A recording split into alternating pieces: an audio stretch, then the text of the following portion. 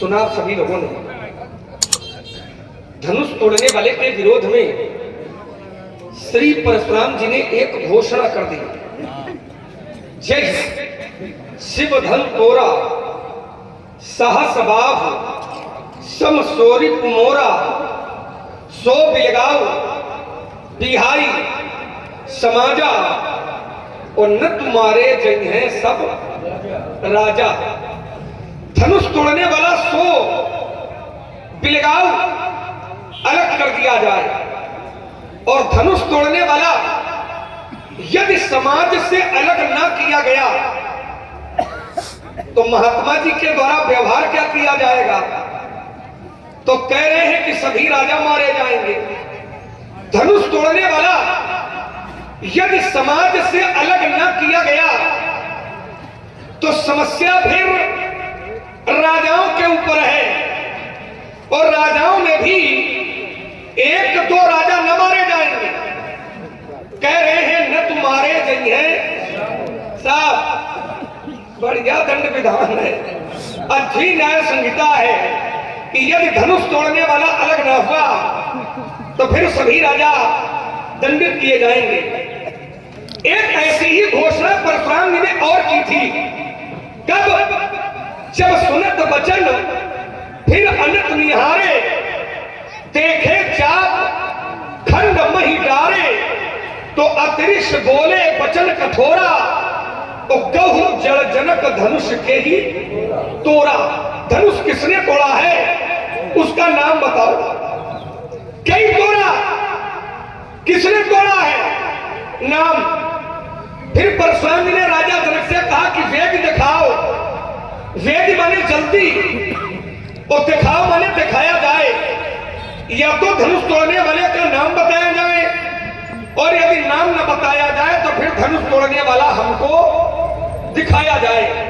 परशुराम जी ने कहा कि जनक, यदि तुमने तोड़ने वाले का नाम न बताया, यदि तुमने तोड़ने वाले को दिखाया नहीं तो करूंगा क्या?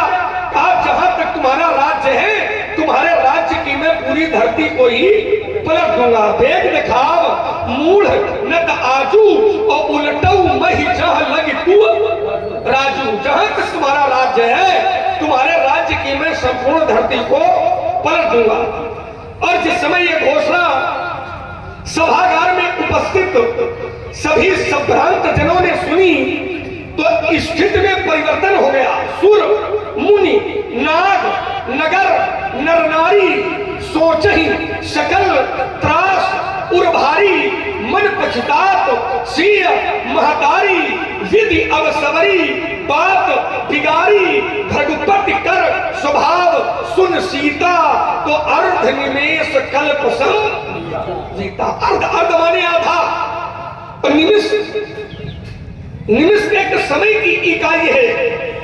कोई पूछना कि निमिष कितने समय को कहते हैं तो जितने समय में हमारी आंख की पलक गिरती है, आंख की पलक गिरने का जो समय है इसको निमिष कहते हैं। और आंख की पलक कब गिरती है इस समय की गणना हम लोग नहीं कर पाते, जान नहीं पाते और आंख की पलक गिर जाती है। और आंख की पलक गिरने का जो समय है इससे आधा समय अर्धनिमेष, आधा समय सीता के लिए कल्प सम, एक कल्प के बराबर लग रहा है। ये कष्ट का चरमोत्कर्ष है, ये कष्ट के सर्वोच्च शिखा का नाम है। और इस कष्ट के प्रणेता, इस कष्ट के देने वाले कोई दूसरे नहीं है, महामुनि स्वयं है।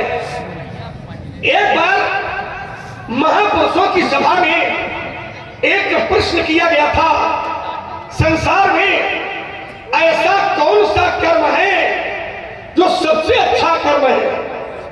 आचार्यों ने कहा सबसे अच्छा कर्म वह कर्म कहलाता है कि व्यक्ति करे कर्म लेकिन उसका कर्म कर्म के रूप में स्वीकार न किया जाए, वरन करे कर्म लेकिन उसका कर्म धर्म के रूप में स्वीकार किया जाए। आचार्यों ने कहा फिर ऐसा कौन सा कर्म है कि किया जाए कर्म लेकिन बन जाए धर्म? तो आचार्यों ने उत्तर दिया कि परहित सरिस धर्म नहीं भाई, परोपकार से बढ़कर के संसार में कोई भी दूसरा धर्म नहीं है। जबकि यथार्थ ये है कि परोपकार करना ये धर्म नहीं है, ये कर्म है। परोपकार करना ये धर्म नहीं है, ये कर्म है। लेकिन कर्म इतना पवित्र है, कर्म इतना अच्छा है कि ये कर्म कर्म के रूप में नहीं स्वीकारा गया है, ये कर्म धर्म के रूप में स्वीकारा गया है। सबसे अच्छा कर्म परोपकार और सबसे निम्न कोट का कर्म तो इसी के आगे अधाली है कि पर प्रीड़ा सम नहीं अधमाई। अधमाई अधम माने निम्न कोट का, दूसरे को पीड़ा पहुंचाने से बढ़ करके संसार में कोई भी अधमाई निम्न कोट का कर्म नहीं है। दुर्भाग्य है कि परशुराम जी उत्तम है, परशुराम जी उत्तम कुल में जन्मे हैं, परशुराम जी उत्तम महापुरुष है, परशुराम जी महात्मा है। लेकिन दुर्भाग्य ये है कि परशुराम जी उन कर्मों को स्वीकार किए हुए हैं जिन कर्मों को हमारे आचार्यों ने अधम कोट के कर्मों के रूप में स्वीकार किया। तो मैं विचार करता हूं कि परशुराम जैसा व्यक्ति यदि कर्म अधम कोट का करेगा और यह प्रश्न चिन्ह ठीक नहीं है। इस निर्णय पर, इस विचार पर पुनर्विचार की आवश्यकता है, पुनर्विचार करना चाहिए। हाँ, यदि कोई स्थिति, कोई परिस्थिति यदि ऐसी जन्म ले ले कि हमें पीड़ा पहुंचाना है तो फिर पीड़ा दुष्टों को पहुंचाना है, पीड़ा अत्याचारियों को पहुंचाना है, पीड़ा अनाचारियों को पहुंचाना है, पीड़ा पापियों को पहुंचाना है, लेकिन पीड़ा साधु पुरुषों को नहीं पहुंचाना है। अच्छा, सौभाग्य ये रहा कि महाराज जी ने यही काम जीवन में किया भी है। दुष्टम क्षत्रम भुवो भारम, जो दुष्ट प्रवृत्ति के लोग थे धरती के भार के रूप में, तो उन दुष्ट प्रवृत्ति के लोगों पर परशुराम जी ने फरसा चलाया है, तो दुष्टों को पीड़ित किया है।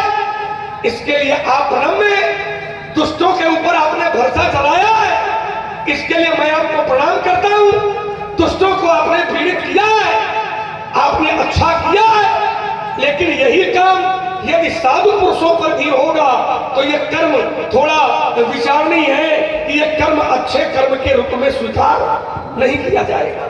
हाँ, समस्या एक है महाराज जी की, एक समस्या है। समस्या क्या है कि परशुराम जी धनुष तोड़ने वाले की खोज करना चाहते हैं, लेकिन कोई भी धनुष तोड़ने वाले का परिचय नहीं दे रहा है। राजा जनक से इन्होंने पूछा भी था कि जनक धनुष किसने तोड़ा, लेकिन परिणाम क्या मिला कि अब डर उत्तर देत नभ नहीं। राजा ने कोई भी उत्तर नहीं दिया। ये समस्या का ताला लगा है, और जब समस्या का ताला लगा हो तो भैया ताला कैसे खुलता है? अगर ताला लगा है तो ताला कैसे खुलता है? तो ताला खोलने का सरल उपाय एक ही होता है। क्या होता है? यदि चाबी मिल जाए तो फिर ताला बड़ी आसानी से खुल जाता है। चाबी मिले तो फिर ताला खुले, ताला खुल जाता है। अच्छा, ये भी हम नहीं कहेंगे कि परशुराम जी के पास चाबी नहीं है, हम ये भी नहीं कहेंगे इनके पास चाबी नहीं है। चाबी तो छोड़ो, महाराज जी के पास तो चाबियों का गुच्छा है।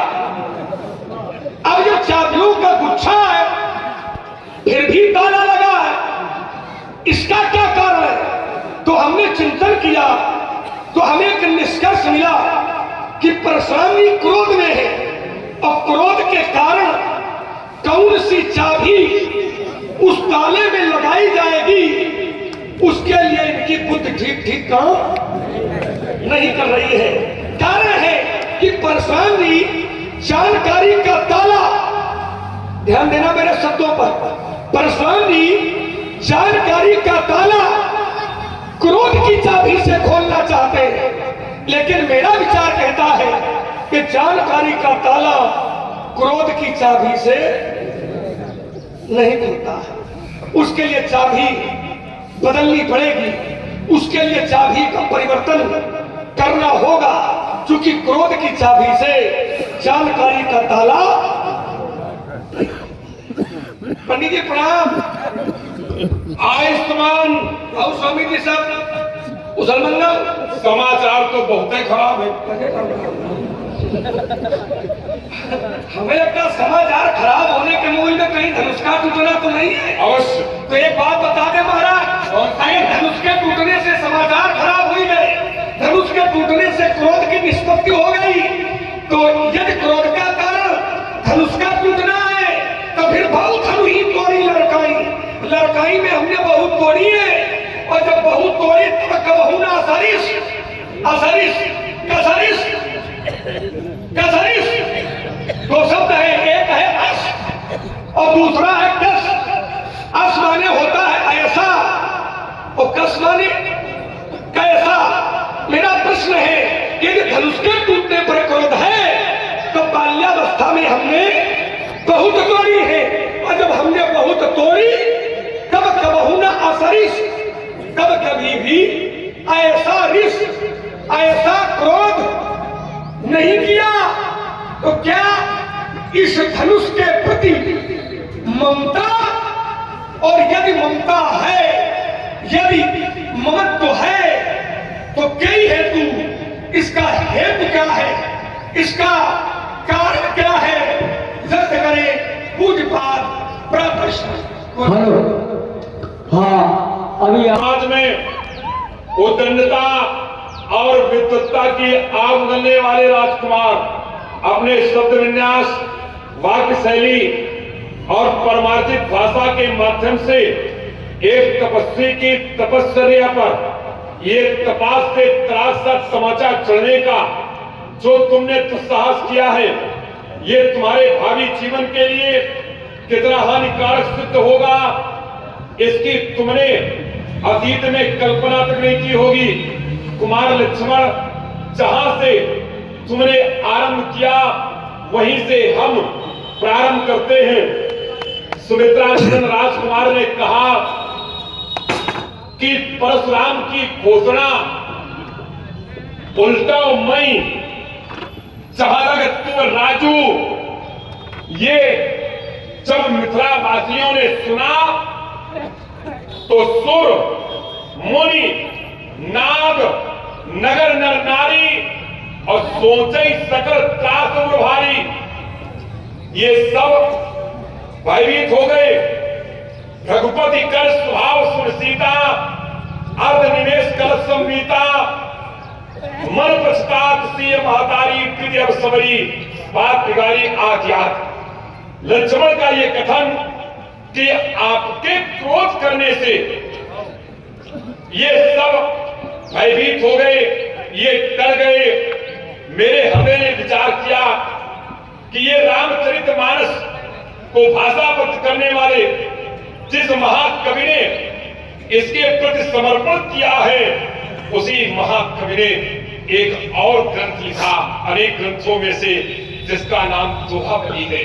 उसमें स्पष्ट रूप से कहा गया है, राम कहा रघुनाथ सो अस कही नायो माथ, अभय होय जो तुमका करे और धरे चरण पर माथ। हम ब्राह्मण हैं, अगर ये हमसे भयभीत होते हैं तो सच्चे अर्थों में शास्त्र कहता है कि यही हृदय से निर्भीक होते हैं।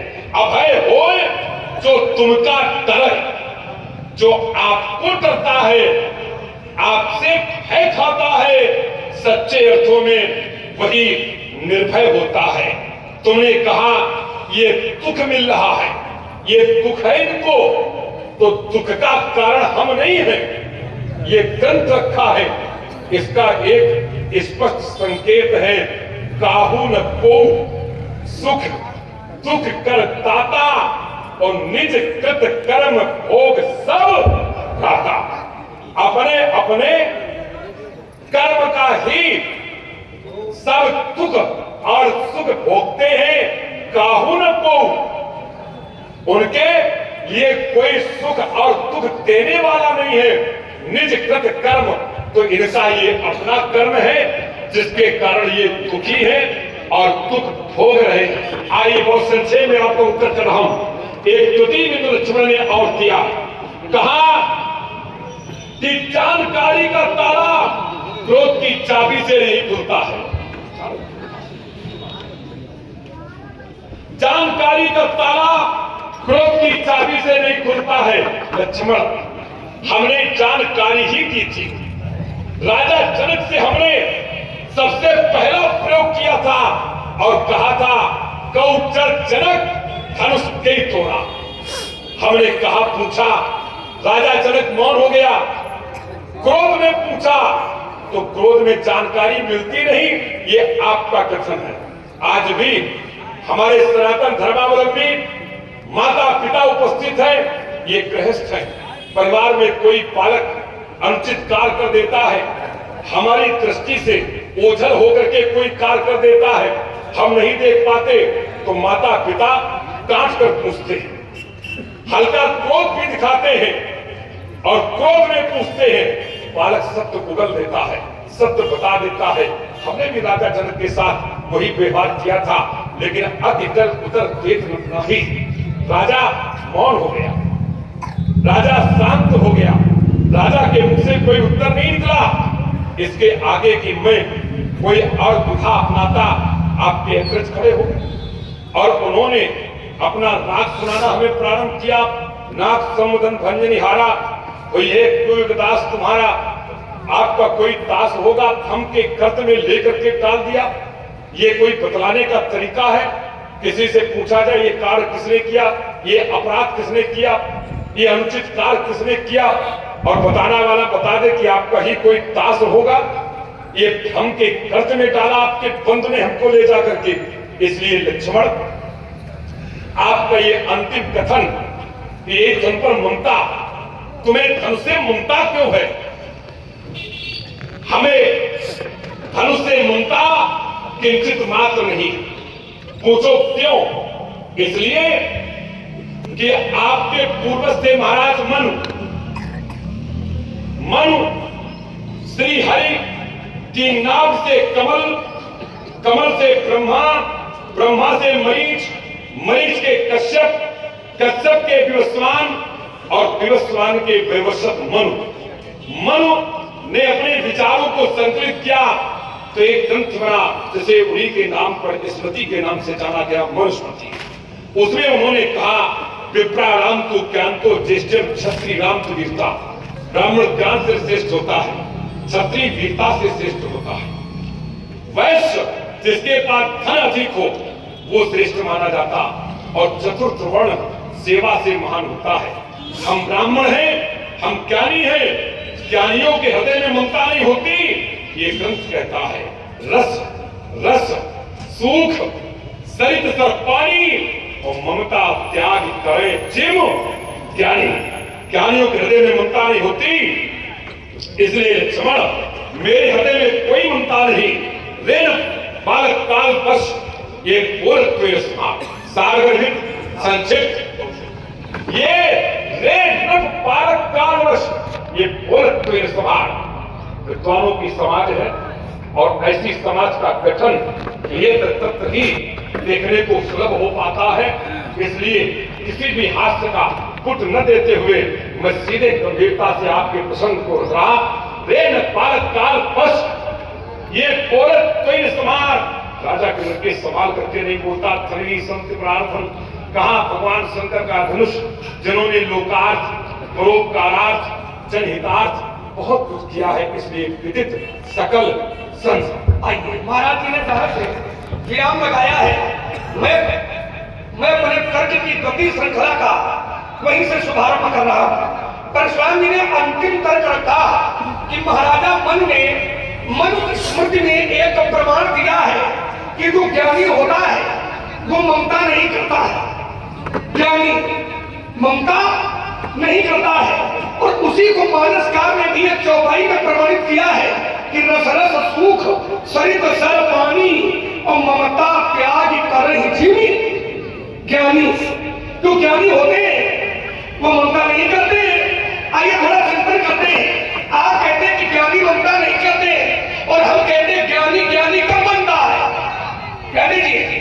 ज्ञानी ज्ञानी कब बनता है?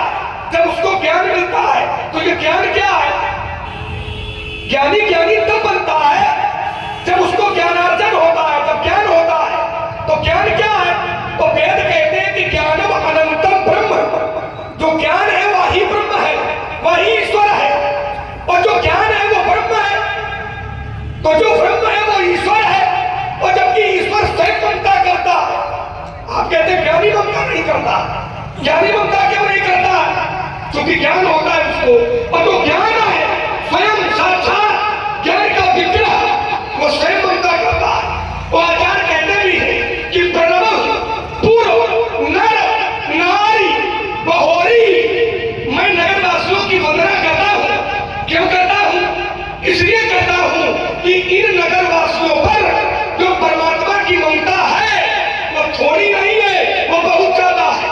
प्रणव पूर्व नर नारी बहोरी, इसलिए बहोरी है क्योंकि ममता जिन पर प्रभु ही न थोड़ी। ममता परमात्मा की नगरवासियों पर थोड़ी नहीं है, बहुत ज्यादा है। तो आपके पक्ष से ममता अस्वीकार है और मेरे पक्ष से ममता स्वीकार है। इसका मतलब ममता का फिर एक प्रकार नहीं है। इसका अभिप्राय फिर ममता का एक प्रकार नहीं है। इसका मतलब कि फिर ममता दो प्रकार की है।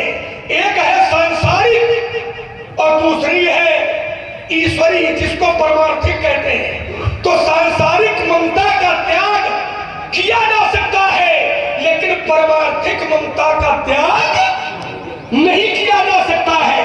सांसारिक ममता जब व्यक्ति करेगा तो ममता आसक्ति बनेगी। यह मेरा दो शब्दों में उत्तर कर रहा। सांसारिक ममता को अगर लोग स्वीकार करेंगे तो यह ममता क्या बनेगी? आस्तिकता का प्रतीक बनेगी। सांसारिक ममता करोगे तो यह ममता विनाश की ओर ले जाएगी, लेकिन परमात्मा से ममता करोगे तो यह ममता फिर भक्ति के रूप में कहलाएगी। इतना अंतर है। संसार से करोगे तो ममता आसक्ति है और परमात्मा से करोगे तो ममता भक्ति है। तो परमात्मा से करो ठीक है, लेकिन संसार से करो वो ठीक नहीं है। पहला तर्क का उत्तर। दूसरा तर्क, हमने कहा था कि महाराज जी के व्यवहार से लोग दुखी हैं। तो पंडित जी ने कहा कि लक्ष्मण मेरे व्यवहार से थोड़ी दुखी है।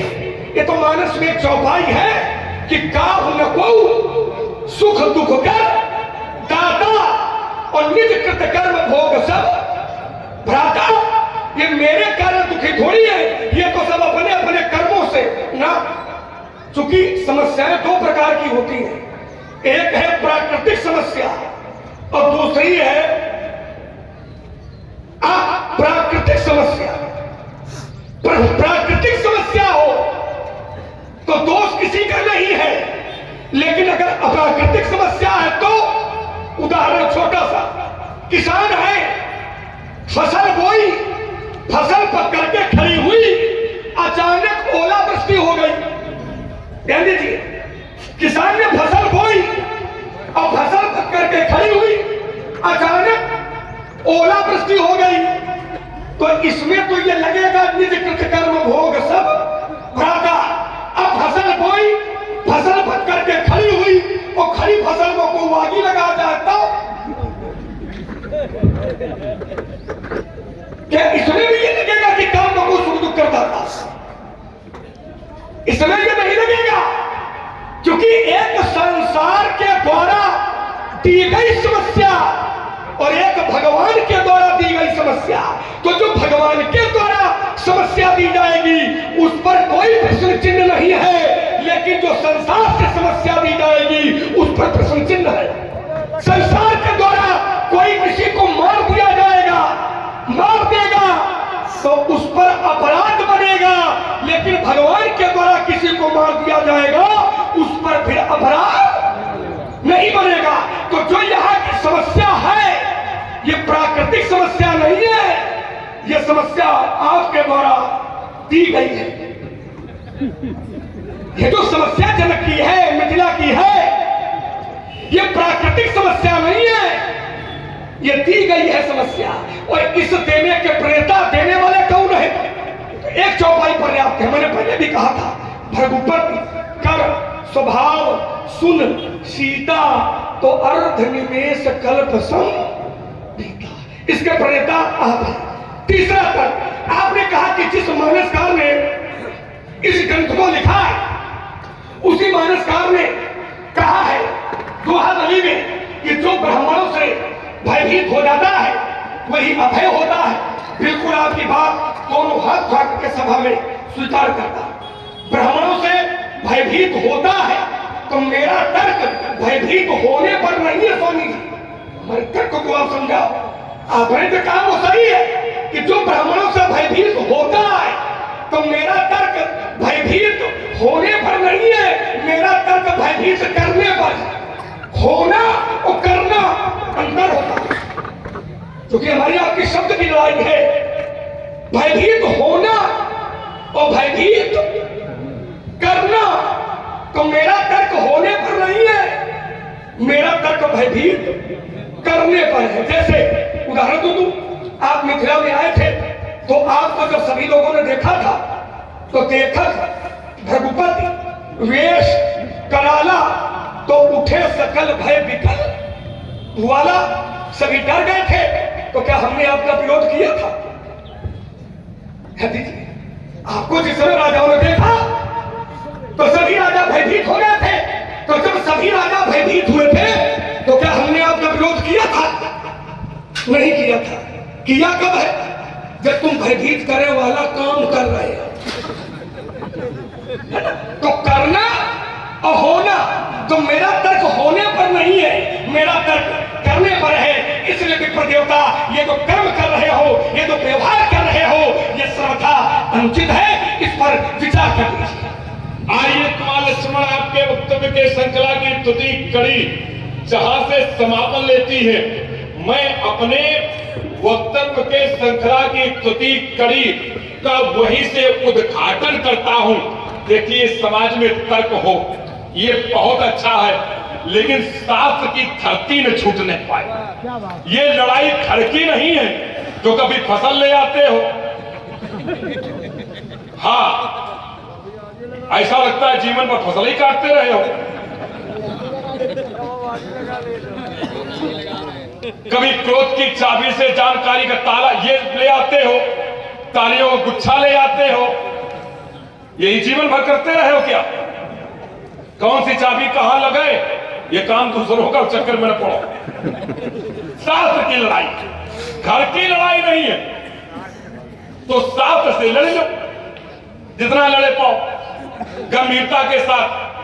अब तुमने सबसे अंत में जो तर्क रखा वो ये था कि आपने इनको डराया है, आपने भयभीत किया है। मैंने सीता का उद्बोधन लिया हो, पुर के नर नारियों का संबोधन किया हो कि तुम डर जाओ, भयभीत हो जाओ, तो आप आक्षेप लगाते, हमें सुनने में अच्छा लगता। आइए आपके इस बिना शास्त्र के प्रमाणित तर्क को मैं शास्त्र से उत्तर कर रहा। जिस समय कामदेव ने भगवान शंकर पर आक्रमण किया, भगवान शंकर ने तब शिव तीसरा नेत्र खोला। क्यों खोला? सौरभ पल्लव मदन पिलोका देखा। सौरभ माने आम, पल्लव माने पत्ता और मदन माने काम। आम के वृक्ष पर आम के पत्तों के मध्य जब भगवान शंकर ने काम को देखा तो भय क्रोध कंपित त्रैलोका, इतना क्रोध किया कि त्रैलोक कांप गया।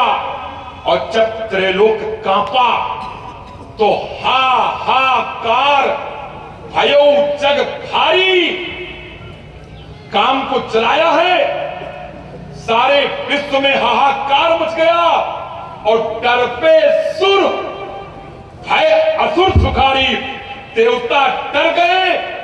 भगवान शंकर को किसी ने दोष नहीं दिया, किसी ने टिप्पणी नहीं की, किसी ने आक्षेप नहीं लगाया और शास्त्र ने कभी उनकी निंदा नहीं की।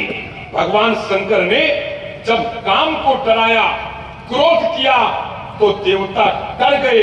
हमने धनुष तोड़ने वाले के विरोध में जब क्रोध किया तो सुर मुर नाग नगर नारी डर गए, तो तुम हम पर दोष शास्त्र में फंस कर तुम आक्षेप क्यों लगाते हो? आइए फिर चलिए, ये खेल इतना आसान नहीं है। आपने कहा कि फसल है, चलिए ये आपका अपना चिंतन है, हम उधर ध्यान नहीं देते। किसी ने आग लगा दी, चलो ठीक है, जो आग लगाएगा वो अपना भोगेगा, जो जैसा करेगा। आइए साथ में चलते। काहू न को सुख दुख कर दाता, निज कृत कर्म भोग सब रहता। अपने कर्म का सब भोग भोगते हैं। अंतर केवल इतना होता है कि ये कर्म, ये अपराध हमने इस जन्म में किया होता तो हमें स्मरण होता, लेकिन शास्त्र कहता है कि अवश्य में वो भोक्तव्यम। किसी ने फसल में आग लगा दी तो हमें यह लगा कि इसने अपराध किया, क्योंकि इस जन्म में हमने इसकी फसल में आग नहीं लगाई थी, इसलिए हमें यह बोध होता है। जरा बहुत ध्यान से सुनना, अपना ध्यान और अपने कान दोनों में एक तरफ, आपको रस की निष्पत्ति होगी, ये तय है। अगर इस जन्म में हमें अपने एक जन्म की कथा याद रहती है, हमने जो जो अपराध किया है उसके परिवर्तन में, उसके विरोध में अगर हमें कोई दंडित करता है तो हमें यह लगता है कि ये मेरा अपराध था, हमें इसका दंड भोगना पड़ा। लेकिन हमने अपराध नहीं किया और फिर भी हमें दंड मिल गया। हमने किसी की फसल नहीं जलाई, किसी ने मेरी फसल जला दी, तो हमें तत्काल ये बोध होता है कि ये तो मेरे साथ अन्याय हो गया। ठीक है, एक जन्म का अन्याय वो दिखता है, ये सत्य है, लेकिन ग्रंथ कहता है कि अवश्य में वो भोक्तव्यम कृतम कर्म शुभाशुभम। हमें अवश्य भोगना पड़ेगा अपने शुभ और अशुभ कर्मों का फल। बोले महाराज कब तक भोगना पड़ेगा? तो कहा कोटि कल्प सतैर मत, 1 करोड़ कल्पों का भोग हमें किसी भी जन्म में भोगना पड़ सकता है। मित्रों, 4,32,000 वर्ष का एक कलयुग था। जरा विचार कीजिए, 4,32,000 वर्ष में हम हजारों बार जन्म लेते हैं और हजारों बार मरते हैं। आज के 500 वर्ष पहले या 500 जन्म पहले हमने कोई अपराध किया था, उसका फल वहां नहीं मिला था, उसका फल हमको इस जन्म में आकर के भोगना पड़ा। 8,64,000 वर्ष का द्वापर, जरा ध्यान देना, 12,96,000 वर्ष का त्रेता, 17,28,000 वर्ष का सतयुग, इन चारों को मिला दो तो 43,20,000 वर्ष बनता है। हजारों बार जन्म लेते हैं हम, हजारों बार मरते हैं, और ऐसे 43,20,000 को एक चतुर्युग कहते हैं। और ऐसा जब एक चतुर्युग मिलाना नहीं, 2 नहीं, 4 नहीं, 1,000 चतुर्युग बीत जाते हैं, तब मेरे मित्रों एक कल्प बनता है। तो एक कल्प में हम 43,20,000 गुणा 1,000 बराबर जो माना है, इतने का होता है एक कल्प। एक कल्प में हम लाखों बार जन्म लेते हैं, लाखों बार मरते हैं। और ग्रंथ कहता है कि कोट सतैर मपि, कोट 100 करोड़ कल्प, और 100 करोड़ कल्पों में हम अरबों बार जन्म लेते हैं, अरबों बार मरते हैं। आज के 1 अरब पहले जब हमारा जन्म हुआ था, तब हमने किसी की फसल में आग लगाई थी, तब वहां दंड हमको नहीं मिला था। आज उसके बदले किसी ने मेरी फसल में आग लगाई तो उसका दंड हमें भोगना पड़ता है। पंडित कहां तक खुशोगे साथ में?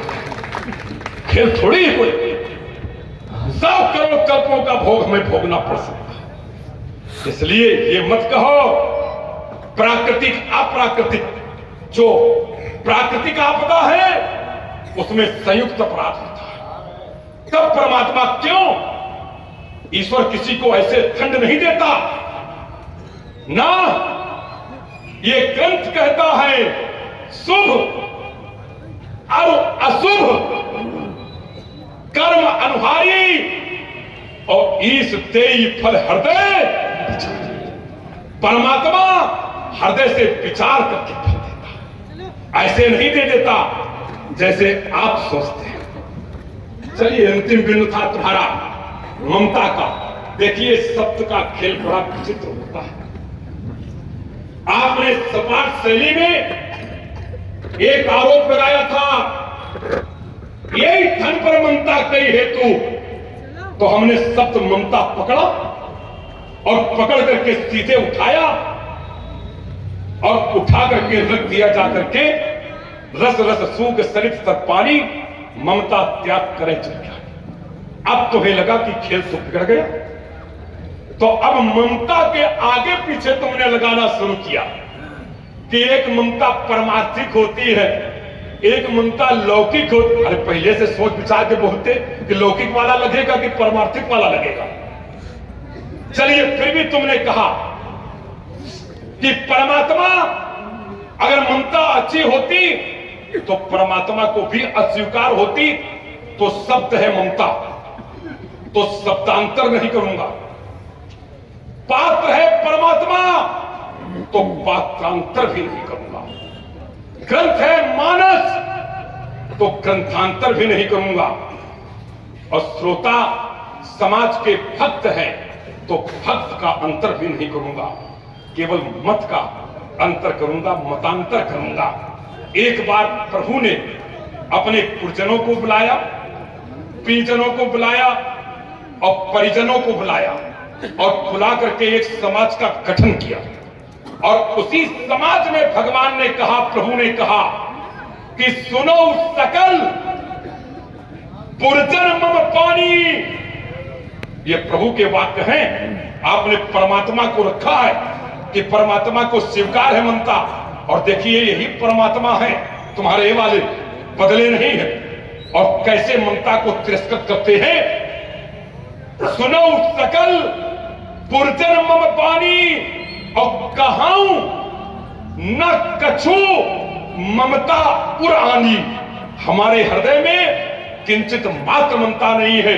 अस्वीकार कर दिया, तिरस्कृत कर दिया, साफ शब्दों में कह दिया, नहीं अनीत नहीं कछु प्रभुताई और सुनाऊ करो जो तुम्हें सुहाई।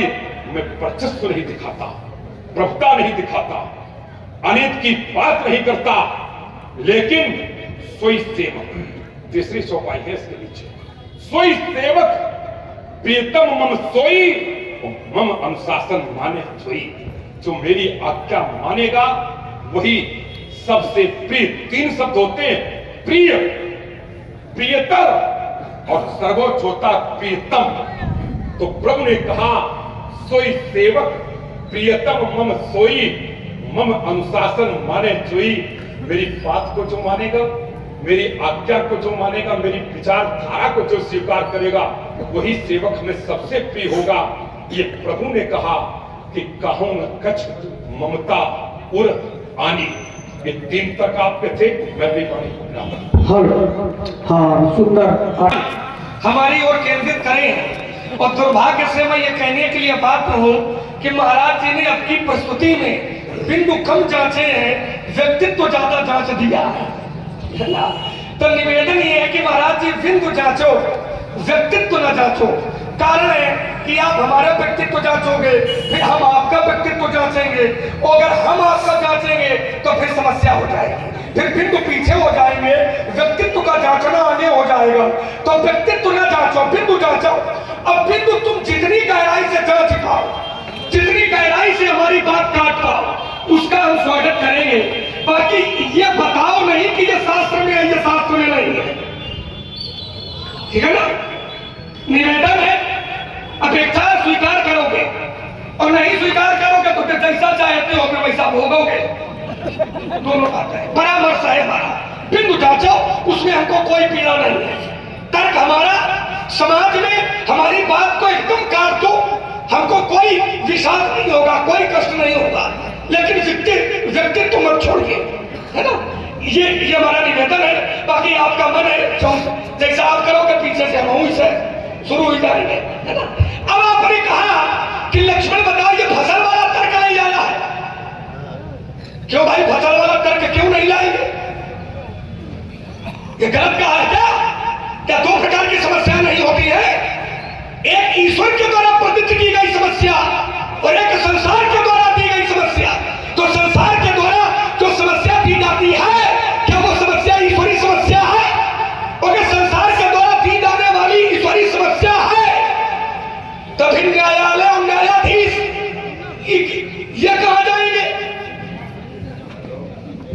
चिंता करिए थोड़ा भाई, अगर संसार के द्वारा दी गई समस्या अगर ये ईश्वरी समस्या है, जैसे विश्वामित्र जी का यज्ञ राक्षस ध्वंस करते हैं, तो ये भैया ईश्वरी समस्या है कि संसार की समस्या है?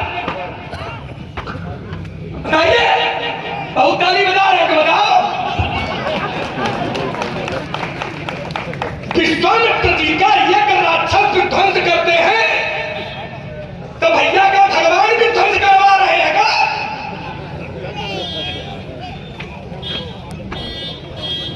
अनर्गल बोलने से संवाद पंडित जी नहीं होता है, इसीलिए कहा था बिंदु न जांचो, व्यक्तित्व जांचो।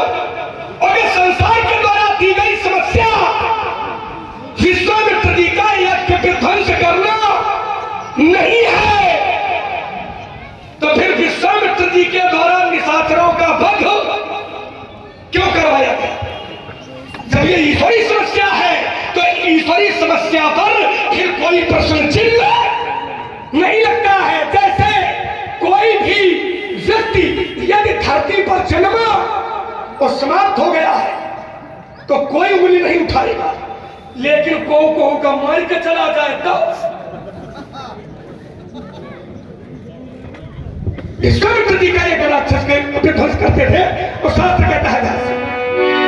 इसलिए हमने कहा था समस्याओं के प्रकार होते हैं, एक ईश्वरी समस्या होती है, एक संसार के द्वारा दी गई समस्या होती है और दूसरी दैविक समस्या होती है। और आचार्य उसके लिए कहते हैं, हमने चौपाई नहीं पढ़ी थी तो क्या तुम मानो को ऐसे हवा में का हमने पंक्ति नहीं पढ़ी थी तो तुम क्या समझो हवा में गाठी लगा रहे हैं क्या? शास्त्र कहता है तीन प्रकार की समस्याएं होती हैं। कौन कौन होता है? तो आचार्य कहते हैं कि दैहिक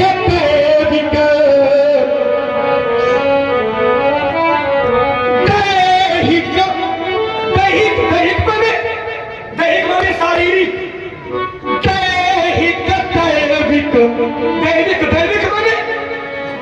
दैविक माने ऊपर वाले के द्वारा, अभौतिक माने संसार का पंडित जी औसत के 50 साल तक नहीं होता है, जमीन पर उतर के तर्क करो। इसीलिए कहा था व्यक्तित्व न जांचो बिंदु जांचो के। हमसे बता रहे थे ये बताओ फसल नहीं आया है, अब फसल काटो ऐसा कौन भाई का गई है, इसमें विचार करने की आवश्यकता है। बिंदु जांचो, क्योंकि तीन प्रकार के ताप होते हैं। ताप माने कष्ट तीन प्रकार के होते हैं, एक दैहिक, एक दैविक, एक भौतिक। शारीरिक कष्ट ईश्वर के द्वारा दिया गया कष्ट और संसार के द्वारा दिया गया कष्ट। तो ओलावृष्टि होना ये ईश्वरी कष्ट है, लेकिन फसल में आग लगाना ये भौतिक कष्ट है। तो जो मिथिला समाज आज दुखी है ये ईश्वरी कष्ट नहीं है, ये इनके द्वारा प्रदत्त कष्ट है। तो इनके द्वारा प्रदत्त कष्ट का भगवान से जोड़ना है, जैसा तुम भगवान आई विचार करिए, ये आपके द्वारा दिया गया कष्ट है, ये ईश्वर के द्वारा कष्ट दिया गया नहीं है। इसीलिए सीता दुखी है तो उसके मूल में विप्र देवता आप है। और फिर देखो एक चौपाई उन्होंने पढ़ी, कौन सी है कि शुभ आरु अशुभ कर्म अनुहारी, अच्छे और बुरे कर्मों को परमात्मा देखता है।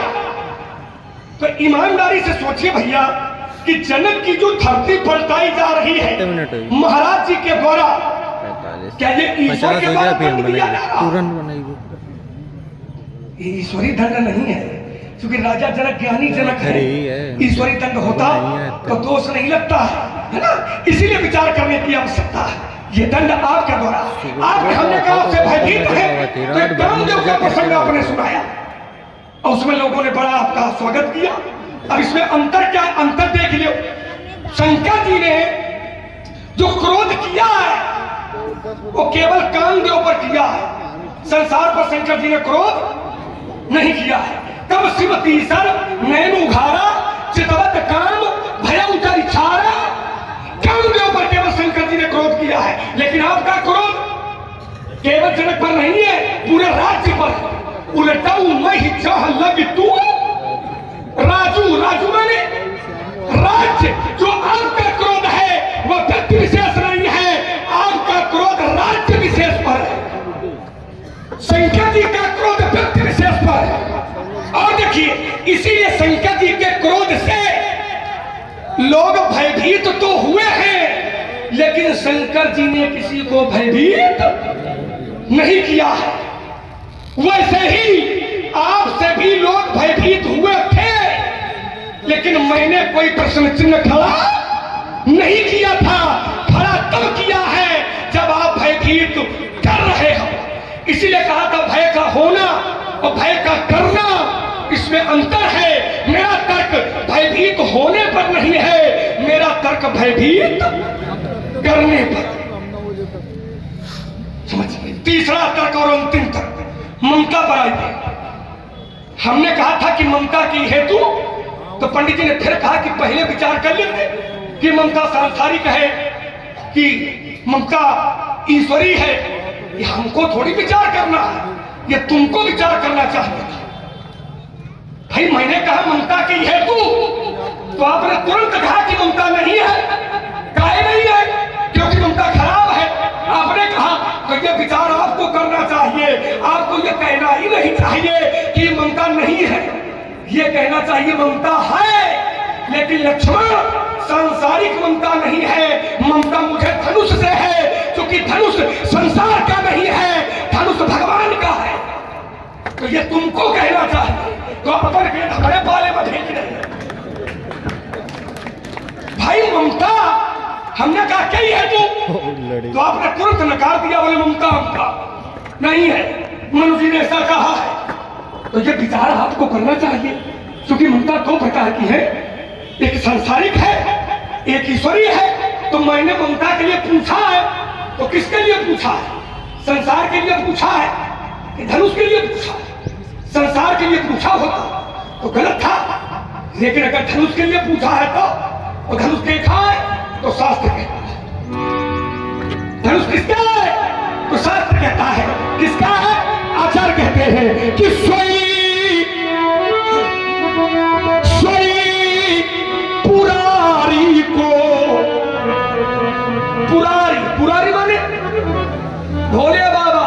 अब भोले बाबा कौन? भगवान।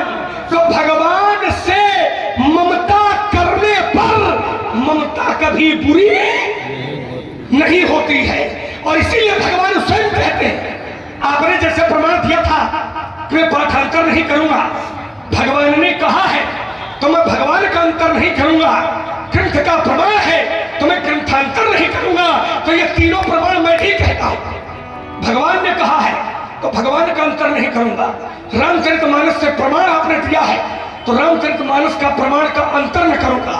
भगवान स्वयं कहते हैं दो प्रकार की ममता होती है, और दो प्रकार की ममताओं में जो सांसारिक ममता हो उसका त्याग करो, लेकिन जो ईश्वरी ममता हो उसको हो गए, स्वीकार करो। 50 कैसे? तो अच्छा सेव करके तुरंत चालू कर दो।